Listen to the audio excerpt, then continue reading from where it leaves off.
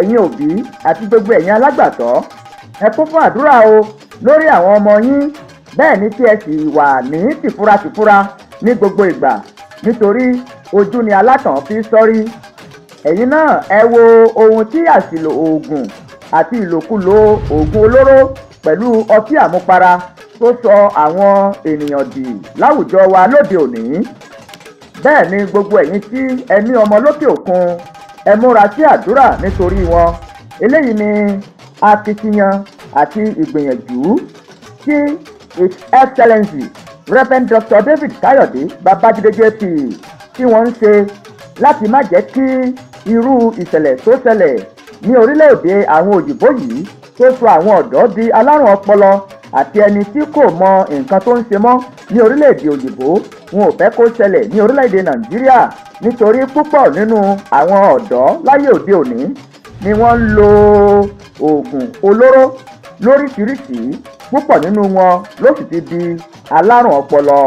ọ̀pọ̀lọpọ̀ àwọn ọ̀dọ́ wọ̀nyí ni wọ́n ti sọ ìjọmọlúàbí wọn nù láwùjọ nípa àṣìlò oògùn olóró. gbogbo ọ̀nà ni His Excellency Reverend Dr. David Káyọ̀dé Babájídé JP ń wá láti wá ọ̀nà àbáyọ sí àṣìlò oògùn olóró àti ìlòkulò rẹ̀ tó ti sọ púpọ̀ àwọn ọ̀dọ́ di alárùn ọpọlọ láàrin ìlú. ìdí rèé tí His Excellency Reverend Dr. David Káyọ̀dé Babájídé JP ṣe àgbékalẹ̀ oríṣiríṣi ètò láti gbógun ti àṣìlò oògùn olóró láàrin àwọn ọ̀dọ́ àti láti ṣe kìlọ̀kìlọ̀ pẹ̀lú ìkéde fún gbogbo àwọn ènìyàn yìí pé lílo oògùn olóró lọ́nà àìtọ́ máa ń sọ ènìyàn di wèrè òjijì ni.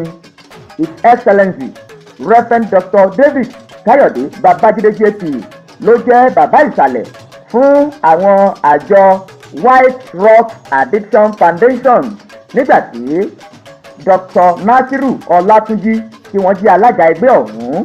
Honorable David Fọlárànmí àwọn ni wọ́n jẹ́ akọ̀wé àgbà fún àjọ White Rock Addiction Foundation.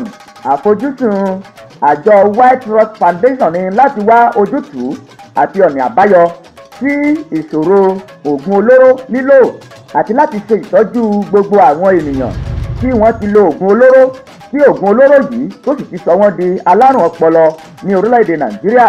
àjọ náà ti kọ́ ilé ìwòsàn ńlá sí ìlú Èkó fún ìtọ́jú àwọn tí oògùn olóró tó ti yà ní wèrè. wọ́n sì ti ṣe tán báyìí láti ṣe ìtọ́jú wọn bó ṣe tọ́ àti bó ṣe yẹ. bí ẹ̀yin náà bá ń ṣe àkíyèsí fídíò tí ẹ̀ ń wò yìí, mo mọ̀ dájú gbangba wípé kò sí ènìyàn kan tí ó gbàdúrà yìí pé kí ọmọ òun kó rí báyìí.